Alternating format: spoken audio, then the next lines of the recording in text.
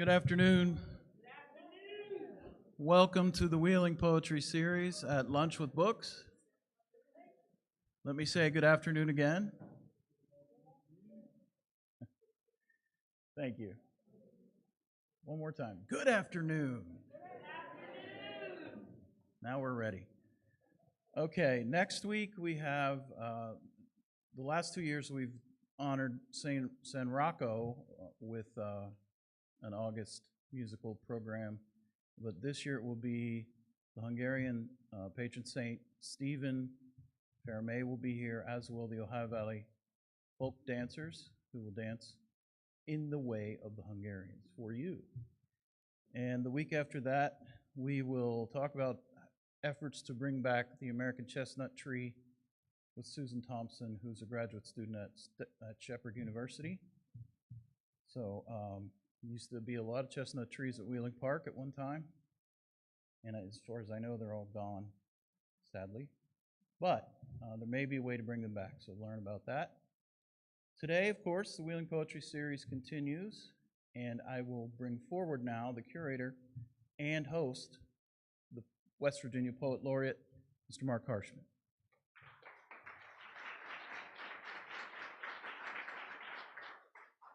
Thanks, Sean.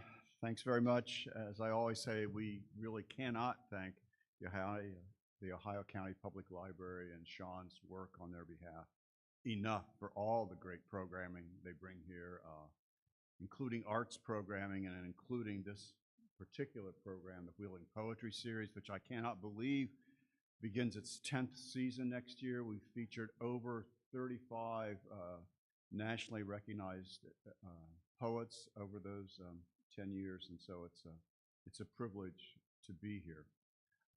And on that note, let me ask you to put on your calendars. We have 2 terrific readings coming up in the series, although it's hard to imagine anything more terrific than today's 2 ladies to my left here.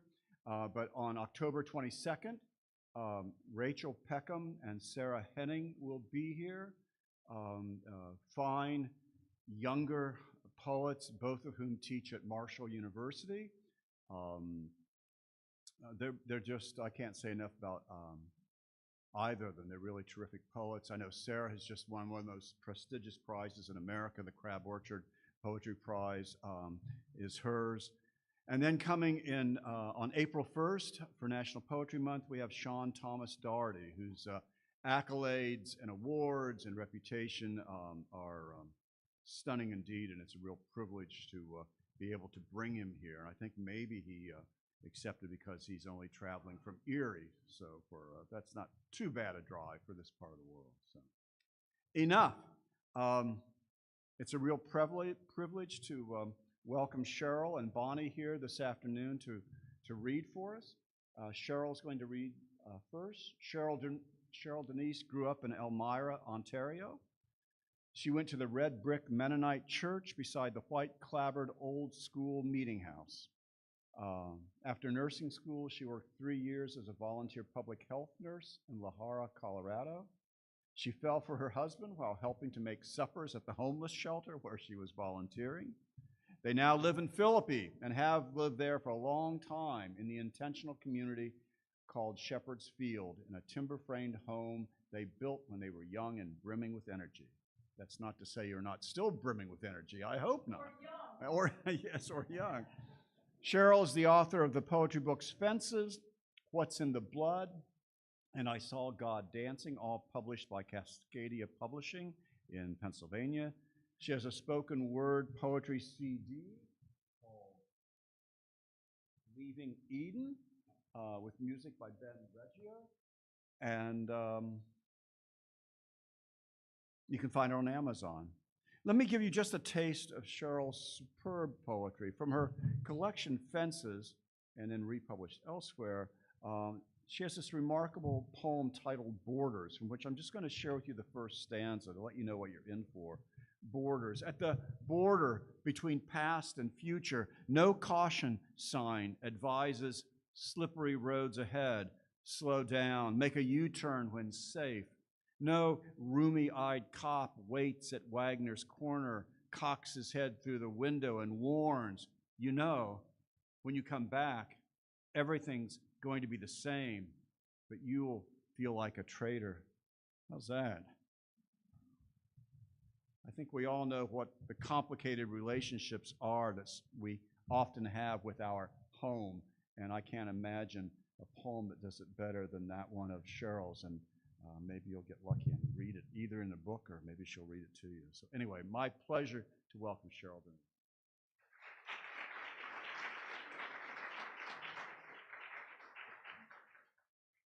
Thanks, Mark.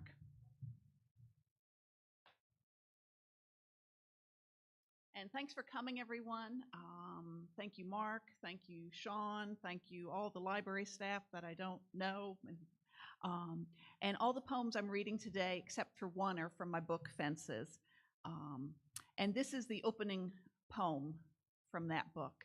And can you hear me in the back? Okay. Where I'm from. I'm from clotheslines off back porches, from pickle brine and cooked cheese, from a mother who made us kids sniff horseradish at the first sign of a cold. I'm from shape notes, knitting needles and pickling corn, ink stains and silver typeset, Dad's Heidelberg press forever snorting like a stallion in the old chicken coop. I'm from neighbor kids flooding the backyard for hockey, imagining ourselves as Wayne Gretzky and Bobby Orr. I'm from a giant white Bible on a coffee table with a picture of Solomon about to split a baby in two. I'm from home-sewn bathing suits, accordion lessons, breaking curfew and smoking players, Gloria Vanderbilt jeans and Farrah Fawcett hair. From a mother who had 2 dates in one night, a father who snuck out of the parsonage to see South Pacific at that verboten movie house. From a grandfather who refused to go to war, sent west to fight forest fires instead, while his wife gave birth on a poultry farm.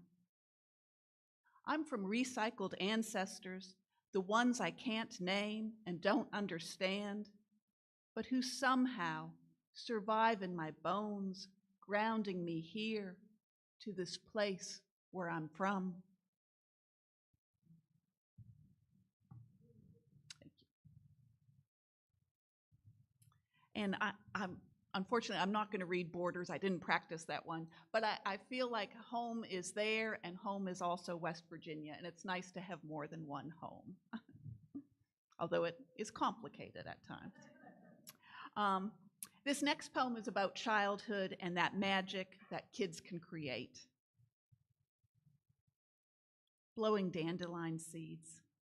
This is how a wish is made. Weighed figurines, green sea turtle, brown beaver, now gone. Prizes found in boxes of red rose tea. 3 sisters leapt from bed to bed over a river of beige carpet full of alligators. When our mood rings turned violet, we told wild stories. Truth or dare lived under the pine tree, tall as knowledge. After supper, hide and seek, safety on Mrs. Fry's back stoop. Now, I look everywhere for that little girl. That wonder can't be lost forever. Tomorrow, white-throated sparrows will help me find it again.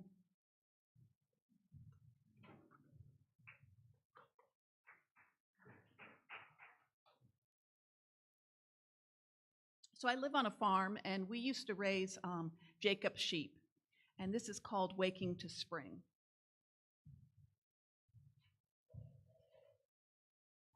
Waking to Spring. I've been collecting words for years for this exact day. The sun spread thick over the land, thick as Dad butters his toast, as if butter is better than bread, than earth. The pond, quiet as an unopened story, since the red-haired boy shot wide to shoe 2 beavers. See the quaking maple leaves, branches bobbing, yes, yes, yes. And the buttercups in the tall grass telling me, be beautiful. My golden retriever with gray-rimmed eyes, yesterday we sheared him with the sheep. Feel, he is softer now, younger, and I still have a little childhood inside. Red Rover, let Cheryl come over. In the field, with the fence yet unbroken, the spotted Jacob sheep walk single file on spindly stalks down to the spring-fed trough. See the newest lamb hopping straight up, left and right, as if the ground is full of coiled springs. Look, her umbilical cord still dangling.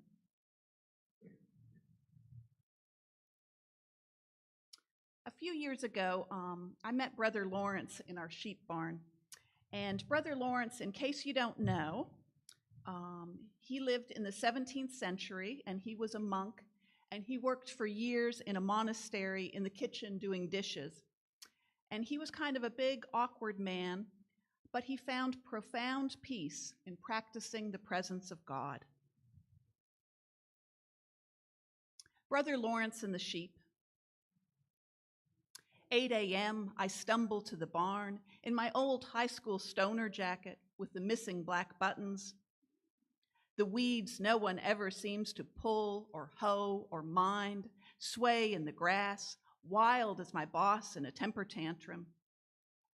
In the warming sunlight, fat boar bees begin to chew holes in the rafters, like the board members who took away Good Friday as a holiday. I swat them with that tennis racket that lies on the hay bale, feel the satisfying thud, watch the stunned bodies in the dirt winding down.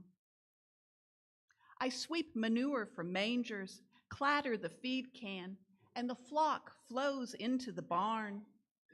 They rise, plant their front feet in the troughs, throw their heads heavenward, a bleating, hungry choir. I tap my metal scoop, raise it like a baton, and sing my old Sunday school song about patience. As choir director, I should commit to the words.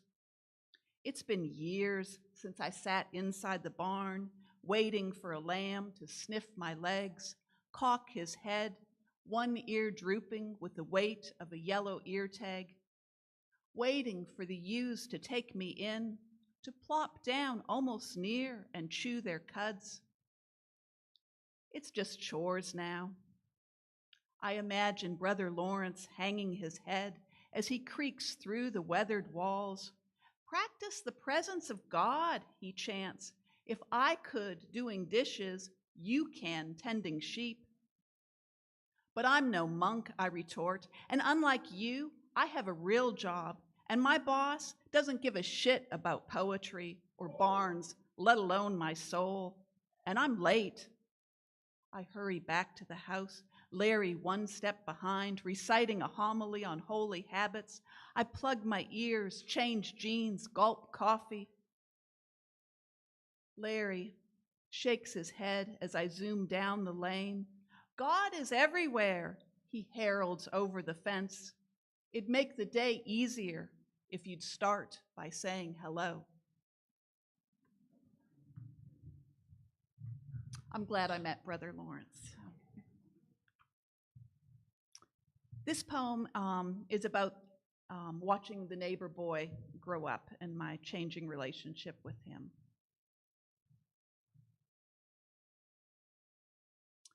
The boy from down the hill, age 6, races up the snowy woods, jacket unzipped, boots untied, yelling, "Cheryl, Cheryl, I got you a Christmas card," waving it high as he can. This after I baked his family whoopie pies for the holidays. Age 7, telling stories at the bonfire until my 90-pound mutt steals his sausage. Should I put the dog in the house, I ask? Sorry, he's a bully. No, I gave him my sandwich. I'm not hungry, he insists while petting the dog and standing as far from him as possible. I roast 2 more. He eats both while I hold the thief. Age 9, learns to smoke behind a round hay bale with his older brother before running across the field hollering, "We gotta tell him." Bucket after bucket of water, we load the pickup, the burnt smell rising. Takes 3 days for that bale to smolder to nothing. Age 13, carves RS, loves MC in the bark of my husband's tree stand. Age 14, grinning, wears his football uniform home from school, walks a mile from the bus stop to his shot-up trailer, bounds up the steps, knocking over the drive shaft that props up the porch roof. Age 15, jimmies the lock on Earl's back door, steals a TV, a jar of loose change. Earl asks him to pay it off in yard work, feeds him lunch. No police, no reports. Age 16, roughs up an elderly man over some weed. His mom says she didn't raise him like that. 3 months in a tough love camp. Age 17, mom in jail, a hazmat team in the yard, a dismantled meth lab. Age 18, pictured on the front page of the Barber Democrat, blank hair, shaggy, blank stare, shaggy hair, in the regional jail for cooking meth. Age 19, hit with a crowbar by his older brother. I hear this on the scanner at the beauty shop. Age 20, shows me pictures of his 2 kids on his cell phone. They live with their mothers, and he still lives with his in the trailer. No heat, no electricity, black garbage bags over the roof. Age 22, sheriff staked out by my hay barn, then running, yelling. But 2 nights later, I hear that generator again. Age 24, I pick him up hitchhiking, ripped jeans, beer-breathed, his face a plowed field, dirt and stone. But I see that 6-year-old, his full name scrawled across the manger.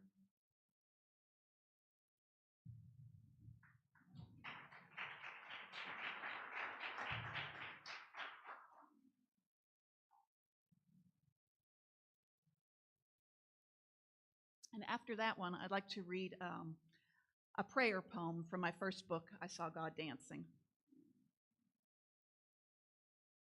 Mother God, Mother God, come, rock me to sleep, read me the story of your giving birth, feed me oatmeal cookies baked by wrinkled hands, soothe me with honey-laced milk, fold me over in a ragged thick quilt, hold my head to your breast, show me the pictures till my eyes tire and into dreams dance the seven sisters.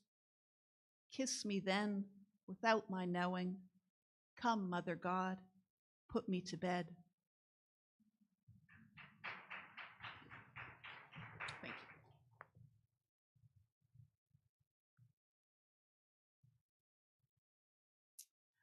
A few years ago, I was home alone and I had a panic attack. And later, my husband wanted me to explain what happened, and I didn't think I could. And this was a very difficult poem to write. Panic attack. My husband leans towards me, eyes soft as summer, waiting for me to speak, wanting to fix me, as if I am an engine or leaky faucet, as if he can wrench the words out, rearrange my thoughts, and piece me back together. Like someone scratching inside my skull, I cry, a sharp wind scraping my skin, a slow motion funnel cloud, a lightning strike. My hand, my mind, my stomach, singed pieces flying everywhere, in the kitchen, the living room, outside the picture window, wavering above the grass. Someone tosses me away, piece by piece, as if it's a game, as if they're in charge, ordering me to sit down, be quiet. I like to do as I'm told. I want to pass, but I failed grade 2 and liked it. Easier the second time with the new kids who didn't know about that afternoon I wet my pants during math. And the second year, I knew some answers and waved my arm.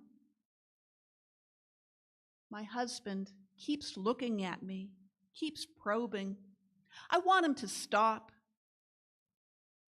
I don't tell him how I pulled over on my trip to Elora last fall, wrote him a letter, instructions, permission on how and when to leave me. How I kept it 3 months in the glove compartment, then tore it up, buried it in gas station trash.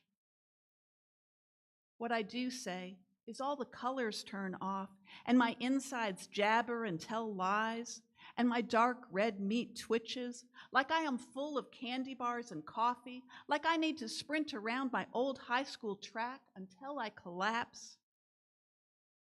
Meanwhile, all the pieces fly farther and farther, dispersing in the hayfield, slow and impossible as that puzzle in the back of my second grade class my teacher wanted me to finish. The pieces must fit together. I gather as many as I can. I don't know where I begin, where I end. My husband and my teacher settle together again at the big desk in the back, waiting.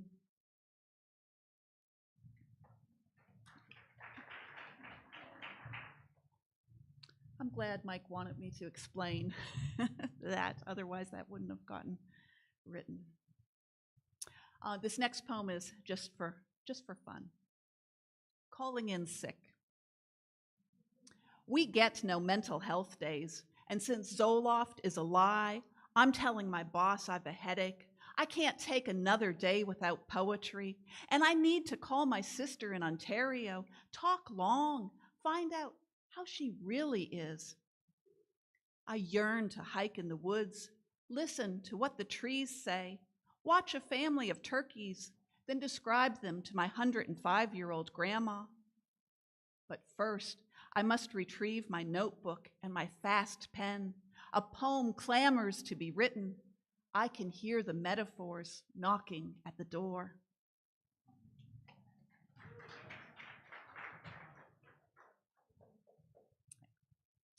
And for my final piece, I'm going to read a list poem, and this is a list of things that feed my soul. And I think the only thing you need to know about this poem is the term Old Order means Old Order Mennonite, which are like the Amish. What sustains me? The long line of horse and buggies that clip-clop to church Sunday mornings sound like tree frogs on the hillside. Red tails riding thermals while four poets on the porch prune their metaphors. Mom's bear hug and laughter when I was a girl, when I asked why Grandpa, who was normally happy, yelled when he preached, madly shaking his fist. The bright pom-poms tying the black shawls of the Old Order women that one autumn when they were allowed a dollop of color, lime green, Macintosh red, orange, fuchsia. An old dog asleep in a sunbeam. The Indian tribe that says all creation stories are true. The bearded man who says many creation stories start with revenge, battles, and poison, but ours starts with a word, a breath. The Egyptian prophet who buys a lamb to remember Abraham's willingness to sacrifice his son. He chooses our best, binds the lamb's legs with electrical tape, and gently heaves him into the back of his BMW. Early morning fog rolling off the pond.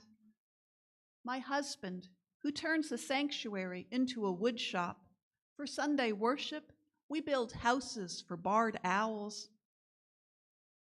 My 105-year-old grandma in her apartment singing hymns. Thank you.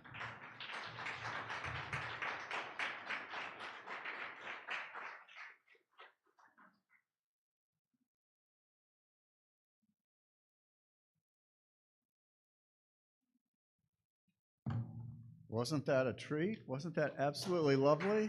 Yes. Thank you, Cheryl, very much.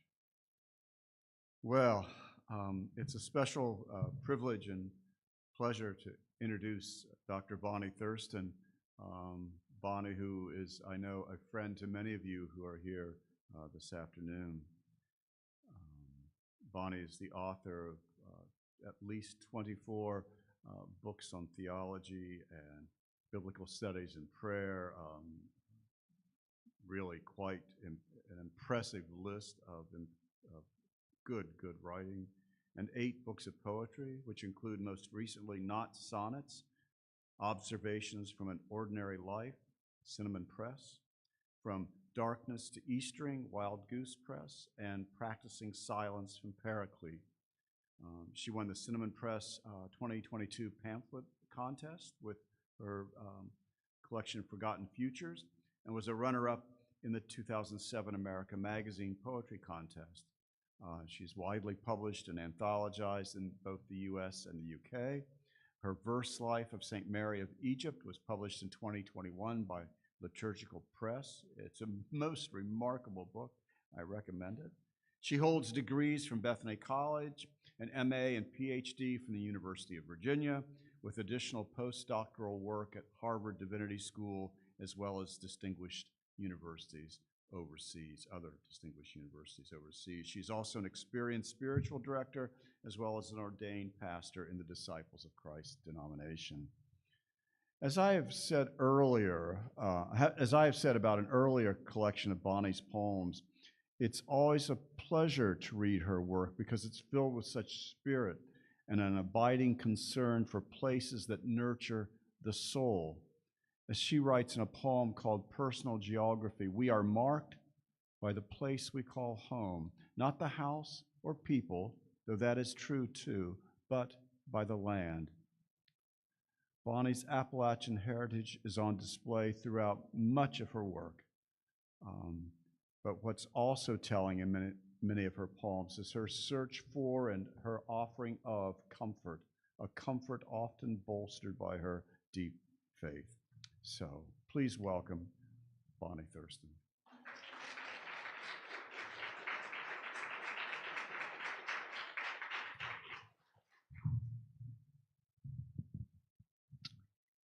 So I've been thinking a lot about why we write poetry at all.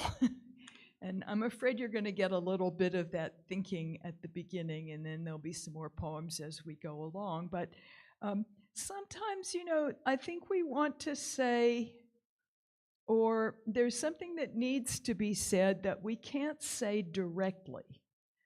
And yet we intuit that there is this unsaid something that maybe we need to say, or maybe we're even called to articulate. So the first two poems are about this sense that there's something that we need to say, but we can't say it very directly. Does that resonate with some folks? Okay. The first poem is called Visitation. Sometimes, out of time, there occurs the perception of the invitation to settle into the surrounding of a deep stillness and eternal stasis. Time's restlessness pauses, holds its breath, not waiting for but attentive to something, someone, which or who inhabits the space. The presence neither speaks or beckons, is not perceived by bodily senses, but is as real as anything they have known or might know. A visitation from another reality, resident in this one, embraces one who is receptive to it, who ever after desires nothing else, only this. And the second poem on this is called And Yet, and it has a subscript from The Way of a Pilgrim, the memoir of a Russian monk who wandered around Russia in the 19th century. And the subscript is, it's possible to be aware of God's incomprehensible presence in a purely abstract way. So the idea is the purely abstract way. And the response was possible, and yet the tips of the top leaves of the tree, the tips of the top leaves of the three tallest trees on the far hill are slivers of beaten gold above their still green lower fellows. The confluence of the afternoon sun, the subtle breeze, sets them shimmering. The confluence of the afternoon sun in the subtle breeze. The hand is hidden, but the breath is seen. So you can't really convey, I think, in ordinary language some of what we might call the ultimate mysteries of life. And so sometimes the purpose is not the transmission of a straightforward message, but it's to make people puzzle things out for themselves. And just as a snarky aside, I think this is why a lot of people don't like poetry, because you have to work so hard at it. It forces us to think. In fact, Paul Ricoeur, some of you will know, says that symbolic language is an invitation to think. Many of you, I hope, have read Robin Wall Kemmerer's book, Braiding Sweetgrass. It was on the New York bestsellers list for a long time, quite deservedly so. And she writes, I am a poet, and the world speaks to poets in metaphor. And I really respond to that. Metaphors are the language of indirection. They help us to talk about the things that we can't talk about directly. So here's a poem called Metaphor. There is a presence, a something behind or within all that is created, something unseen that we are gently beckoned to articulate, but it cannot come directly to expression. It speaks a language of indirection. It speaks metaphor. In the beginning, Word was clothed in water, land, air, in everything that swims, walks, flies, all that sustains us. This fragile funiculus summons us, alludes to the shy I am, glimpsed only in peripheral vision, only heard whispering, like, as if.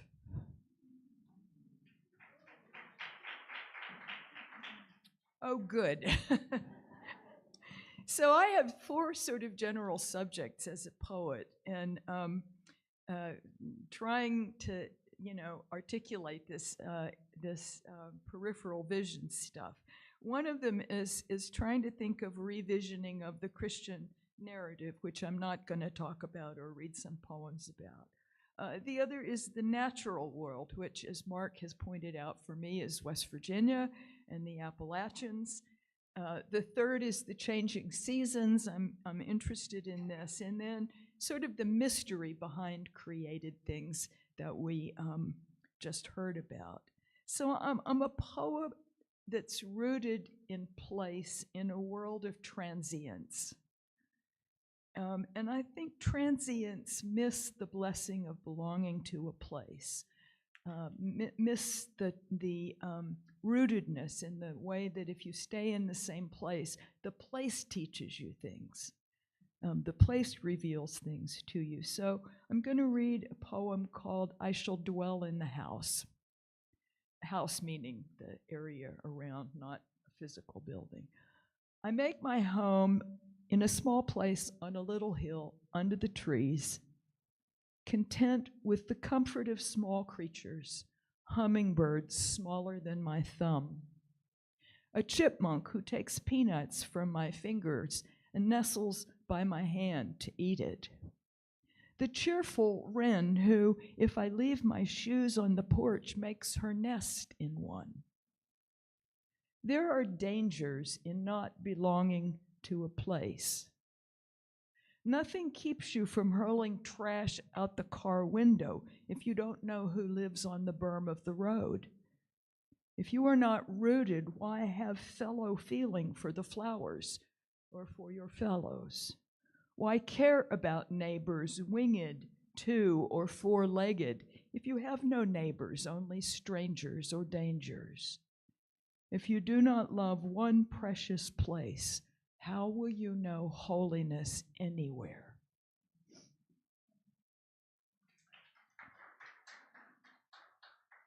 So I try to, in the next few poems I'm going to read, combine some of these poetic interests, place and season. The first 3 of these, or the first few of these poems, they highlight my relationship to chipmunks,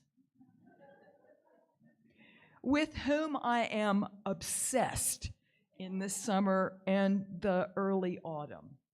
I also have a sequence of poems on rhubarb, but I'm going to spare you those.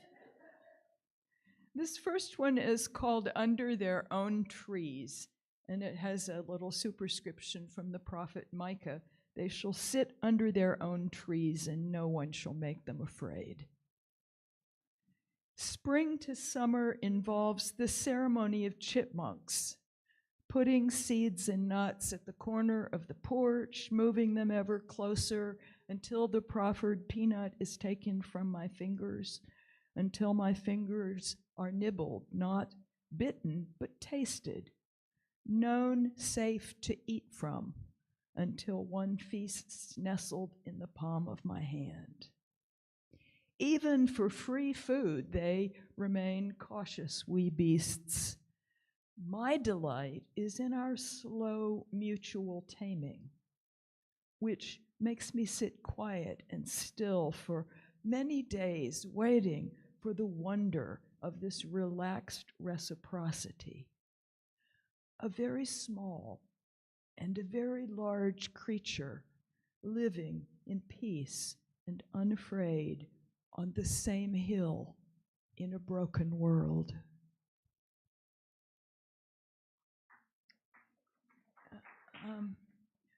I'm not Pollyanna about nature's harshness, so I don't want you to think that. And this poem is called Red in Tooth and Claw, and you will remember that that's Gerard Manley Hopkins' description of nature. I stole the title of the poem from Gerard Manley Hopkins. It was a lovely summer day. 1 minute the chipmunk was cavorting in the grass, the next its tiny legs scrabbled in empty air as the talons of a hawk were deep in its hide, carrying it off to a hideous death.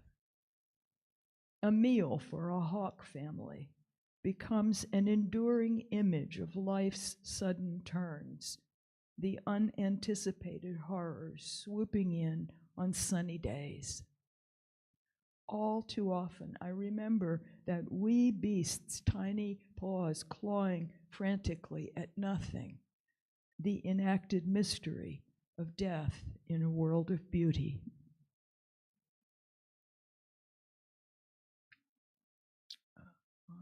So the next couple of poems are about the seasons. And of course, the seasons are really images of the movement of life, from spring and growth and summer and fullness and harvest and death. This first one is called The Fallowness of Fall. The life of the spirit is never one size fits all, never mass produced. By natural processes, a bespoke God continues to craft atoms and asters, bacteria and biospheres, chickens and children, is resident if hidden in individuated things. How else could the fallowness of fall be the gestation of greening? This is a poem called In Darkness. I guess I wanted to include this one because this has been the Perseid meteor 3 or 4 days. I hope you've gone out and looked at the Perseid meteors if you can find a dark place. You cannot see them on a moon-bright night, so illuminated and lovely that dancing shadows of winter-waiting trees make pleasing patterns on ice-bejeweled snow. Only in this unremitting darkness could you glimpse, widely scattered, far away, translucent pearls of light, a broken necklace longing to be restrung, and yet, like you, luminous.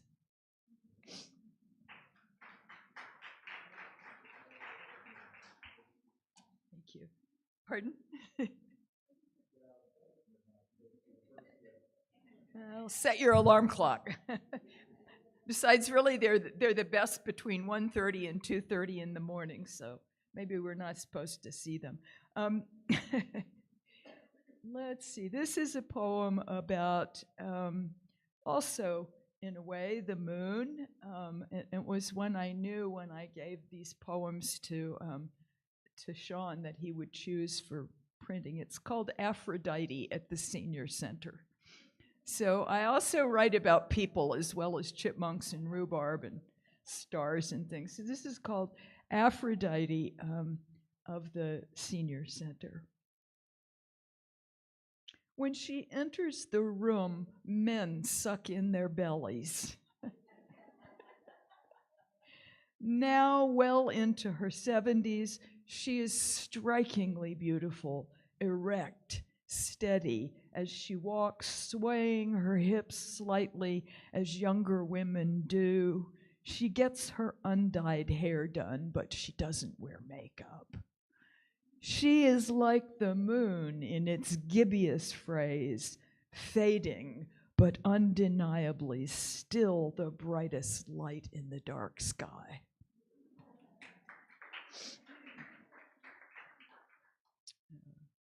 Well, um, uh, this is related. This is called thaw. Old snow remained when new snow arrived to cover the dirty lumps at the sides of the roads. And this is a poem that came from all that dirty snow that gets plowed up over at the Respecs parking lot in Elm Grove, right? You can get a poem out of anything if you look at it right. Old snow remained when new snow arrived to cover the dirty lumps at the sides of roads, parking lots, driveways, to reupholster the stained with pristine new fabric, which is also ephemeral and will be shoveled by the achy shoulders or pushed by plows into existing heaps, their frozen cores, which in this process grow mountainous. House-planted, we lean toward weak winter sun, yearn for spring's longer, warmer days to melt everything with ice at its heart. So the last two poems, I said quarter of is 20 minutes. Well, I want you to have a chance to ask any questions. I have two poems to finish with. Actually, I lied. Three poems to finish with. This one is called Time's Winged Chariot. Remember the Andrew Marvell poem To His Coy Mistress? It's a poem in which the guy's trying to talk the girl into going to bed with him. Okay? Well, because we're all headed for the same place, I thought I'd read this. The new always becomes the old, and in due course the old dies. What endures is beyond time's impermanence, is an emanation from the source of everything, is a reflection of the eternity for which you might spend life's little pelf. So the world is dangerous, and we have safety patrols. How many of you were the safety patrol at your school? You don't know what the safety patrols are. Oh my God, I thought everybody would be old enough. Remember, you got to wear a web belt and you helped the little kids get across the street. Oh man. That was the big thing when you were a sixth grader. You might get chosen to be a safety patrol. So this is called Safety Patrol. Yeah. Yeah. Even the wayward world can settle into peace palpable for those willing to stop, look, to listen toward the last inevitable reality, the great street crossing. Life is a dangerous place. Caution is necessary. But there is a beauty that points beyond itself to its shadowy source, the space where one is found, that prescription for safety in life's dangerous crossings. So, I think that there's a way in which that last poem is a challenge to hop off the hamster wheel. You know, if only for a little while to get off the rat race, to stop and pause and listen and look beyond or into what is visible and palpable, that thing that sort of we see in peripheral vision that I talked about in the first poems, that sense that there's a something that we were here to articulate. And so since you are thinking people and read good poetry and are here to listen to good poems, I'm going to give you the last poem, which is a very gentle challenge to stop and look and listen. And it's called Intuition. Intuition. Trust in perception just at the edge of consciousness.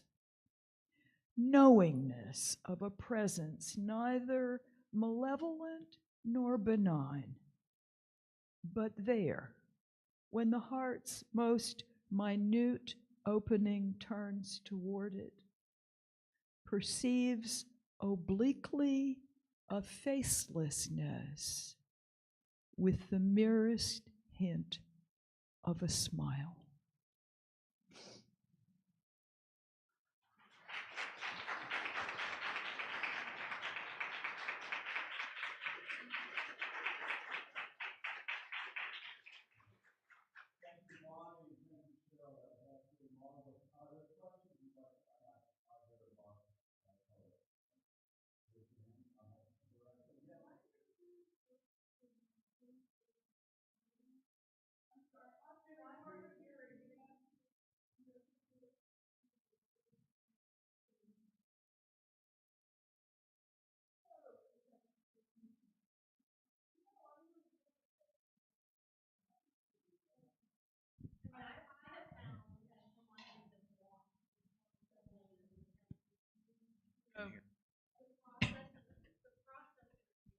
Yeah. Yeah. Mhm. It is. Yeah. I hate these. It makes. Sorry.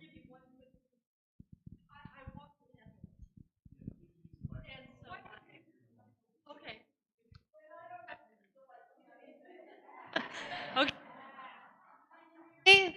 Can you hear?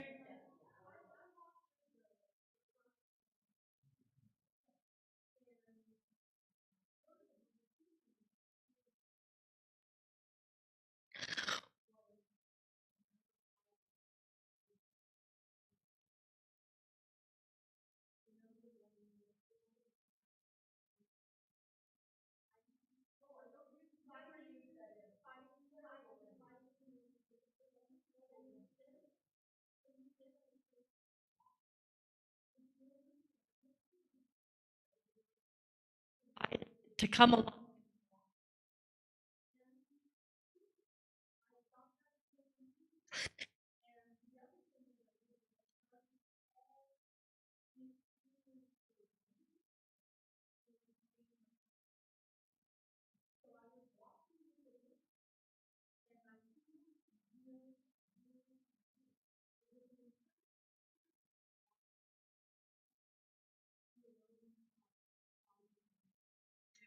I'll take it. Cheryl, do you have anything you want to say to that question? Yeah, I think the metaphor is very healing, and it helps us say stuff we can't say. Just a quickie, when I go to the post office and you have to press that it's not dangerous, the thing you're mailing, the two post ladies always said, hit the button. And I would say to them, I don't hit. Because it matters. The language we use matters. Fighting, healing, the wind, the language matters. And so now the two ladies at the Elm Grove post office are both inviting people to press the buttons. Yes. Other questions? Any other questions for our two poets? Well, thank you again so much for